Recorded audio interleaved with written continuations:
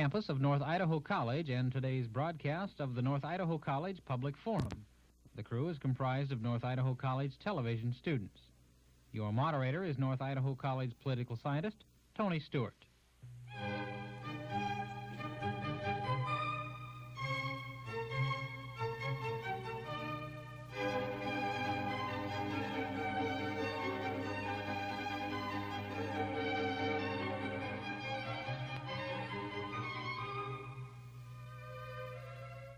Today we're going to complete a three-part series that we've been conducting with guests from Festinvention 83 that's been held at North Idaho College. And it is most important that I recognize those organizations responsible for those events. First of all, the Idaho Theater Association and the Rocky Mountain Theater Association, the American College Theater Festival Region 7, the Idaho Commission on the Arts, and the North Idaho College Convocations Committee. I express our deep appreciation to those organizations for providing those guests to our program. I'm happy to conclude with two very fine guests, and I'm looking forward to this program. First of all is Mr. Richard Berman, who is a leading Hollywood agent and personnel manager. He is head of Talent Management International. And he has with him today one of those persons that he represents, Doug McKeon, who is known for his film and TV acting, and I'm sure you will recognize him as particularly for his role in the film On Golden Pond. He has also appeared in Night Crossing, Uncle Joe Shannon, and Edge of Night. He received a Golden Globe nomination in 1978 for the Best Actor in a Motion Picture Debut, as well as the St. Mark Award from the Brussels Film Division for Best Supporting Actor in Uncle Joe Shannon. He received the Best Actor in the Juvenile Division in 1979 for his performance as Timmy Faraday in The Edge of Night. To both of you, it's a very special privilege on my part to welcome you to our program. Thank you, Tony. It's a pleasure to be here. I'm also very happy to welcome to the panel to question our guest today. First of all, a member of the panel has been with me for many years, and I'm very happy and very fortunate that she continues to agree to be here, and that is Lou Reed. And also I'm happy to have back from previous appearances the president of North Idaho College, Barry Schuler, and also very pleased to welcome Joe Webb, the assistant to the president. I will invite Lou Reed to commence the questioning. Doug, there's a certain fascination about the world of the child star. You have gone to work at the time that your contemporaries are doing a lot of different things that we consider to be normal or average. And I just have to ask you if you like your life. I love it. Why? Why? It's, I think it departs itself from the normal way of life, that a regular 16-year-old boy lives. I think I've been very fortunate to be able to travel in the line of work that I do. I travel, go out of the country sometimes to do a film, meet many people that you look up to, that you respect, and you learn a lot from. And it's just a pleasure to even be here now and talk about what I do, because I'm so proud of it. I really do like what I'm doing, and I don't think I would want to do anything else. That certainly is an education itself that most people do not. No, they're deprived of. But as a mother, I have to worry a little bit about that whole aspect. I'm sure you are asked this frequently, like, how are you doing with your books, and how do you manage this? Do you have a tutor? Just like my mother, she is very very concerned with my schoolwork as well. In fact, I think I'd like to mention the fact that before I started in this profession, it was California law, and it still is, that for a juvenile to work in this business, he has to have a C or better in school. And though that did not adhere to Eastern standards on the East Coast back in New York, my mother thought it would be it would do well that if we made a pact between she and I, if I didn't get a C or better in school, that I could not work in this profession as well. Yes, I do get a tutor anytime I go to work, and the school is very nice. They give me all my work, all my books, to catch up with my work, and excuse me, and a tutor is always with me to help me do all the work and catch up with school. Well, I'm certainly with your mother, but we would give you an A for your role on Golden Pond. I think you. Probably the responsibility that you feel as his agent, because he is a juvenile, is fairly strong one. Do you nag him about his schoolwork, or is this a different kind of relationship? I nag him about his schoolwork. I nag him about everything. I think sometimes I nag more than his mother does. But it is because you do feel responsible for Absolutely. making sure We that are very protective of all our young performers, very protective. And we know what can happen when the treatment is not exactly the most ideal situation. And we know that sometimes in this business, the business part becomes more important than the welfare and the concern of the child. And we sometimes forget that this is indeed a child. This is a minor. And we consider them to be part of the business. And with that confusion, it's our job to make sure that we don't lose track of the fact that this is a child, and we have to still give them what is necessary for them to live and grow as children, to be normal adults. it's important to know. Barry Schuler. Doug, how did you get into acting? Do you have a lot of formal training before you got into acting? I started acting when I was 5, and I'm 16 now. How it all came about, I think, was somewhat like an accident. I come from a very large family, having 4 sisters and another brother. And at the time when I was 5 years old, the second eldest in the family was a ballerina, and she was also participating in a play. And a talent scout happened to see her and wanted to meet with the family from there. So my mother did agree to go to an agency that handled children, and she was only interested in signing up the 4 girls, and I was in the waiting room. And it's only something like you see on television, where the agent comes out and spots the person in the corner and says, well, what about Doug? And my mom really was very reticent in wanting to include me in the whole deal, because she was afraid that I was really too shy and that I would be kind of difficult in front of the camera, but that wasn't really so. The agent said, let's give him 3 months or so. If he doesn't do well and you still don't want him in it, we can always take him out. But from there, I really didn't know what was happening. But once I was going on the auditions and I was meeting the people, I really enjoyed it, and I was doing well at it. And we decided to stick with it. We're surprised, though, that it has gone this long, and this is what I plan to do. I really enjoy it.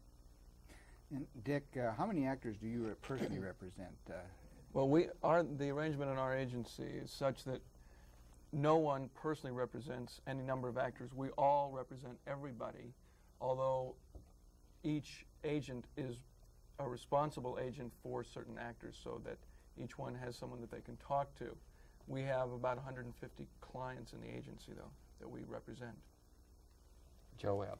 Well, how does one become an agent? Do you start with a business administration degree, or how do you get into that field? Or is it psychological background? Have you got a year or so? There's any number of ways to start.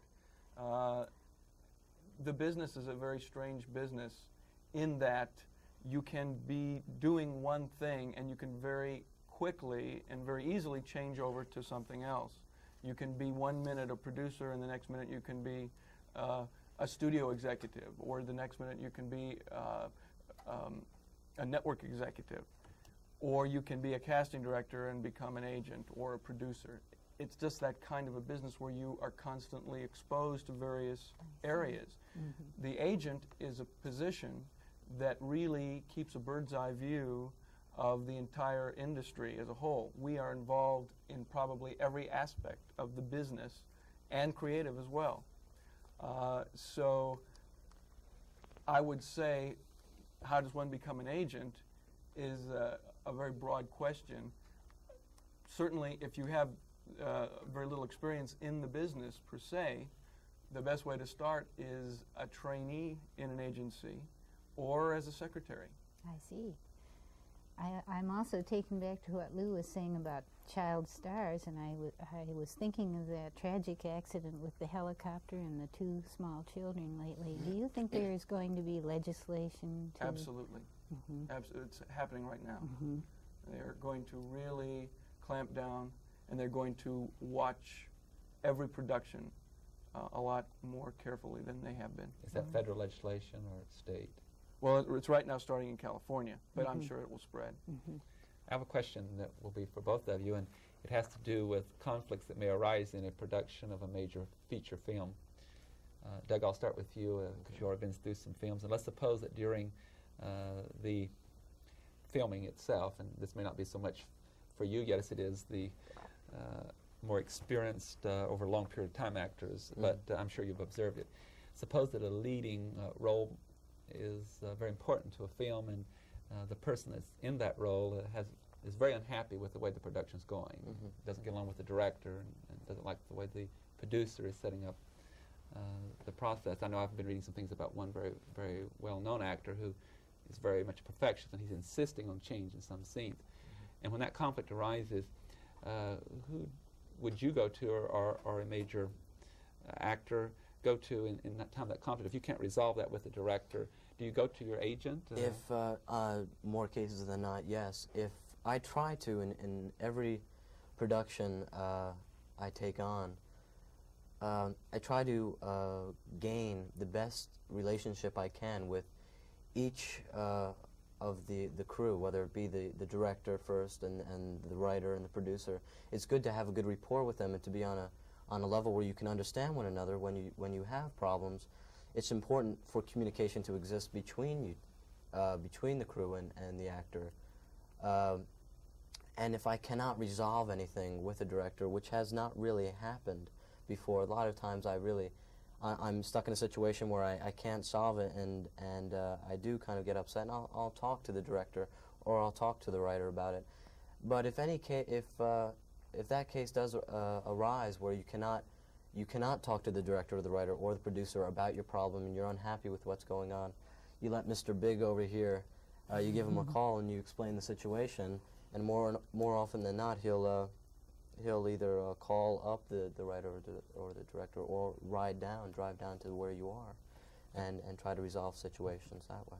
Mr. Berman, with all the experience you've had, I'm sure you've had incidents such as this. And what are some of the techniques, or do you have something written in the contract? How do you represent your client before the producer and the director and so forth? Well, it depends on the client, first of all. Obviously, when the client is, the bigger the name and the more clout you have with the client, the more you can ask for and more you can demand in terms of creative license and approvals and privileges and things like this. We always try to be in a situation where the client never gets in the middle, though, and where the client is the person that is put in a position where he has to fight for himself and has to become the heavy. We always try to be the heavies. That's our job. And whatever it takes to do that, we do. So you have some judgment involved, knowing how far you can go depending on the success of who you're representing. Absolutely. That's true in a lot of fields, I'm sure. Absolutely. Lou Reed. I can't stand any longer. I have to ask you to describe what it was like to work with Henry Fonda and Katharine Hepburn and Jane Fonda on Golden Pond. Well, first, I cannot express enough how fortunate I really was to work with those people, and they were incredible to me. Actually, how each one, how they were to Billy Ray, my character, such as Henry Fonda being the grandfather figure to Billy Ray, and how Katharine Hepburn was somewhat a grandmother figure, and Jane being the mother. That's exactly how they were portrayed. They portrayed themselves rather to me when I first came onto the set of On Golden Pond. Mr. Fonda and Miss Hepburn and Jane Fonda, they all took me in. They never made me feel like an outsider. The first day I stepped in, they all really made me feel very good. And part of a family, which it really was. Golden Pond was just a big family. Everyone was very close to one another, and they really made me feel warm and part of their family, and I learned a lot from them. And it wasn't scary at all? Oh, I wouldn't say that. It was scary. It was, they told me, the director, Mark Rydell, especially told me that they themselves, the actors, did not want me to feel intimidated by them in any way. That's kind of hard when you see Henry Fonda walking in front of you for the first time and Katharine Hepburn coming over to you and saying hi. It takes a lot out of you. You don't think you're going to be in the position where you're going to stare at the actors, and I didn't think I was going to either. I just wanted to think of them as my fellow actors, but that was kind of hard. After the first week or so, I really began to get to know them a little better, each individually. But in the beginning, I was pretty much bug-eyed. How about some of the parts in the film that really were physically scary? Did you play all those yourself? Yeah, I did, except for the stunt where we smash into the rock and Mr. Fonda goes into the water. Everybody believes that we actually did that scene by ourselves, you know, and they come up to me and how did Henry Fonda actually take going off the boat? And we said that was a stunt. The editing and that was excellent. And of course the crew was concerned for both of us. We pretty much did the little things, like when you see Billy Ray actually going up to the window. Before that was us. That I did. But for the major scenes, now Katharine Hepburn is a remarkable woman. She did all her own stunts, and she doesn't want anybody to do her stunts for her. The diving off the boat was all her, and swimming, that was all her. She refuses to have anyone do her stunts, and she's a remarkable woman. And how does she explain that? Does she just say, I want to do it myself? She says, you know, if anyone brought up the fact of a stunt double for her, she'd say no. She'd just say, I can do it, and she will. Isn't that something? Barry Schuler. Doug, what constraints does your acting career now put on your social life? Do you go to the school dance like everybody else, or are you more now limited to maybe socializing with young starlets in Hollywood? How does that? I am limited. I have a lot of friends, but I know there are a lot of disadvantages and advantages you have when you take on an acting career, and if you become a lot more busy, you have to sacrifice some things. I am limited in going to social dances or what have you, seeing my friends more often than not when I'm home, excuse me, home. And when I do leave school, I know it's got to be a one-to-one correspondence with a tutor. And so there are things that you miss, but then there are the advantages of meeting new people, which I really do enjoy. Going to California, and I have a lot of other fellow actors that I enjoy being with and going out to dinner with and talking. So I know it's a lot of business, you know, when I am away from home, but the rewards of coming back home and having not one family but a lot of families to go to, because my friends are so really good to me, and they're a special group that I don't miss too much. They kind of make it up for me. Could you name any of the young actors that are your special friends? Oh well, some of them are adults. Melissa Sue Anderson, who I did a film with called An Innocent Love about a year ago, happens to be one of those friends. Robert Young, Burt Young, excuse me, who I did one movie and one feature with, Uncle Joe Shannon, and a movie called Daddy, I Don't Like It Like This for CBS. Among those other fellow actors, and there are directors and writers as well. Jim Cash and who I think you had on your program not too long ago, and Katrine Cash. They're all my friends. So it's a big family. The list goes on. And Dick, is this an area of concern with your clients to a certain extent about the social life? Well, particularly with the young people, the minors, we don't encourage a lot of this Hollywood socializing. It's kind of an unreal sort of growing up, and it creates a kind of an unrealistic fantasy situation, and it puts them in a light and a atmosphere. It's not real healthy. We encourage to try to keep as normal and as everyday a situation as possible. We've had a young actor, Ron Howard, with our office now for 26 years. And Ron is a perfect example of a man who has grown up in the business and has maintained a tremendous amount of normality and still been able to reach such artistic levels of excellence without having to, as we call it, go Hollywood. And a very respected person. Absolutely. That means too. He's very respected. Joel. Well, as an agent, then, do you get parts for Doug? For example, the part in On Golden Pond, how did he come to be suggested for it, and the part in Night Crossing and in various TV shows? Well, yes, we are very responsible for these roles, although it's Doug who ultimately gets the role. Surely. For on Golden Pond, we got him in for the meeting, but Doug had to go in there and prove himself once we got the attention. Against how many other possible? Hundreds. From California to New York. That's what I wondered. Yes. They had auditions in like 4 different cities across the country to find this boy. Wow.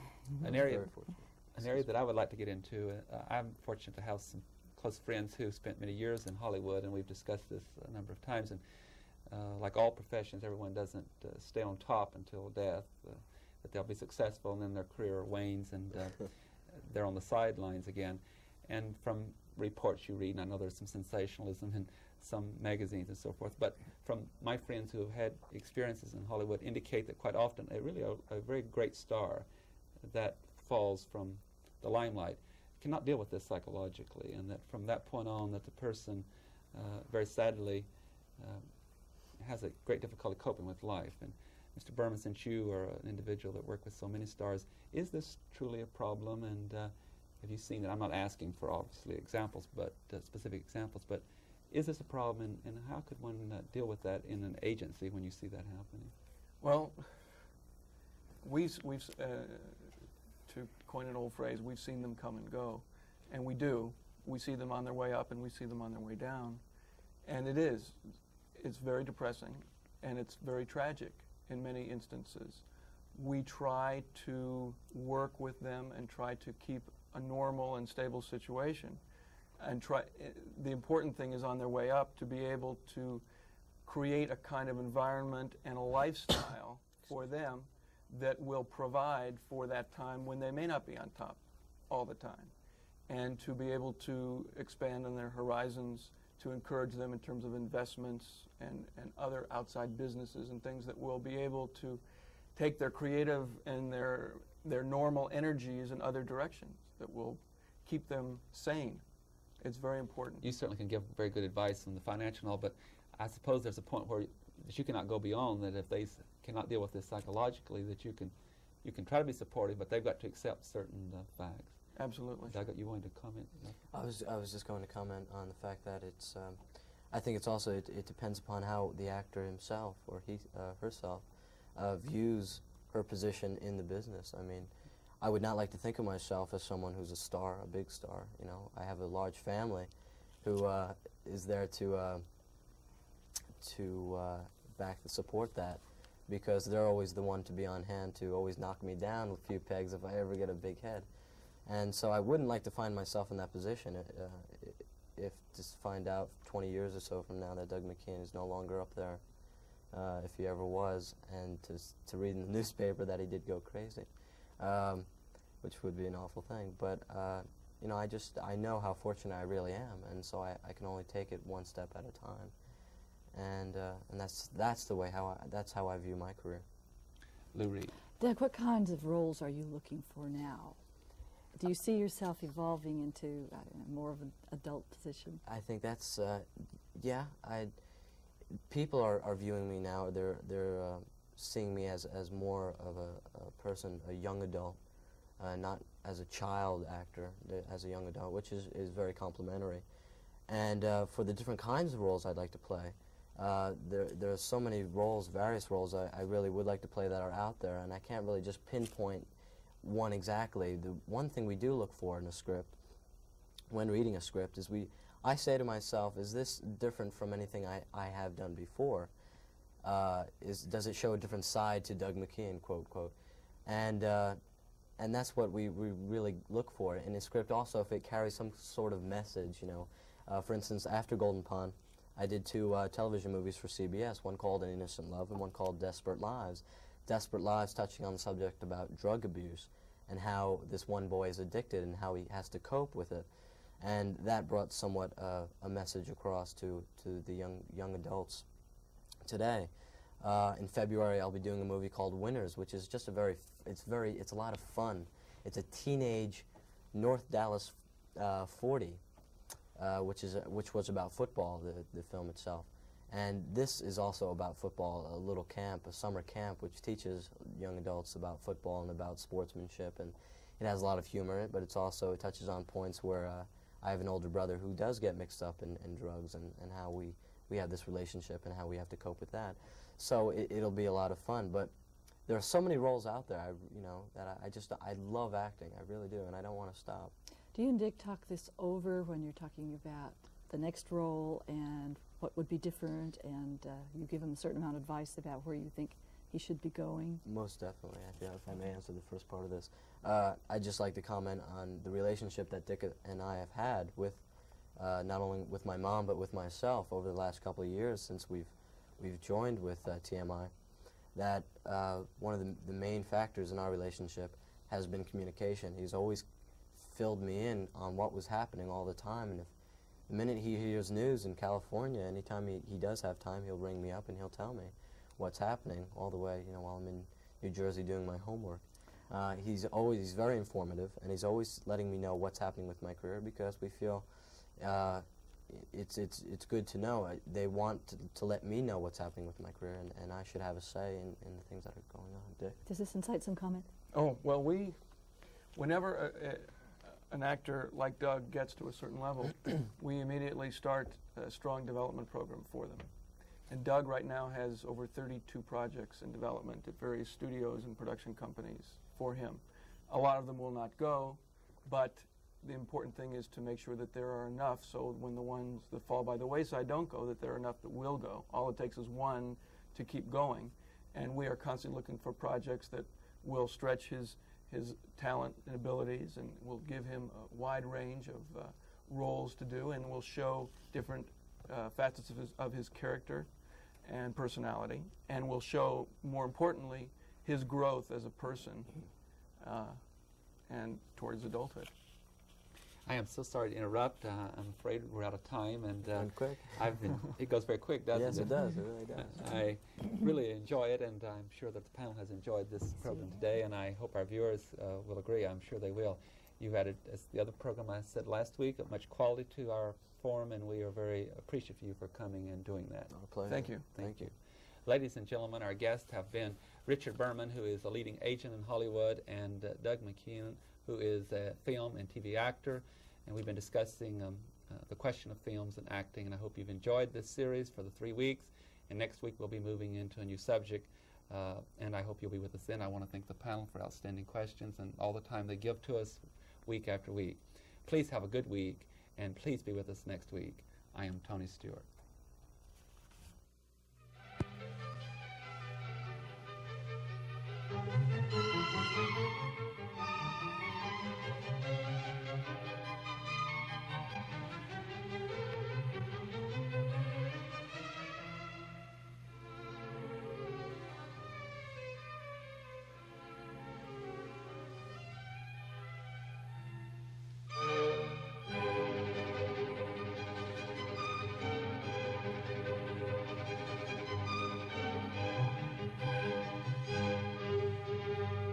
The North Idaho College Public Forum can be seen at this same time each week over this station.